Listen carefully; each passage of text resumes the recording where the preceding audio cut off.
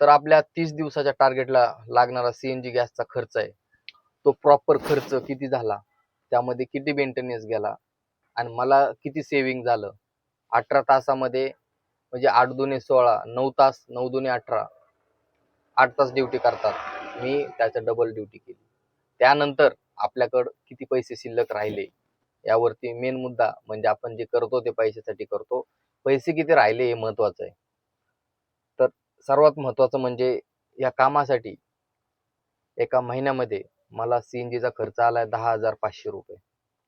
Proper मी statement check करून proper check केलंय की 10,500 रुपये आपला फक्त गॅस सीएनजीचा खर्च आलाय. 1,500 रुपये आपले सर्व्हिसिंगला गेलात. त्यानंतर एक टायमिंगचा आपण डबा घेतो घरनं, बाकी किंवा चहा म्हणा किंवा एक एक टाइम नाश्ता किंवा काही बी पोहे म्हणा किंवा आपलं डोसा म्हणा, काहीतरी नाश्ता आपण एक टाइमचा नाश्ता संध्याकाळी असो किंवा सकाळी असो, एक टायमिंगचा नाश्ता आपला बाहेर करतो. जवळपास 40-50 रुपये तो खर्च. 50 रुपये पकडलं तर 1,500 रुपये आपले ते झाले. त्यानंतर सर्वात महत्वाचं म्हणजे की आपल्याला मागं पैसे किती राहिले. तर आपल्याला सगळं जाऊन 35,000 रुपये मागं राहिले होते. 35,000 रुपये मागं राहिले. त्यानंतर आपण काम केले 18 तास, राहिले 35,000 रुपये. म्हणजे महिना किती पडला आपल्याला? 8 तासाच्या ड्युटीनुसार 8 तासाच्या ड्युटीनुसार महिना पडला आपल्याला 17,000च्या आसपास.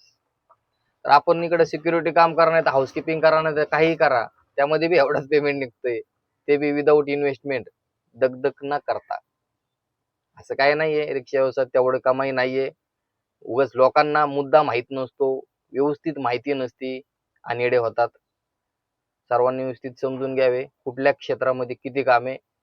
मला तर असं वैयक्तिक मत आहे माझं की आपल्या प्रत्येक मराठी माणसाने, मराठीच नाही तर भारतातल्या कुठल्याही माणसाने व्यवसायाकडे लक्ष द्यावं. व्यवसायामध्ये जो पैसा आहे तो पैसा नोकरीमध्ये नाहीये. आणि रिक्षा व्यवसाय हे व्यवसाय नाहीये, ही नोकरी आहे.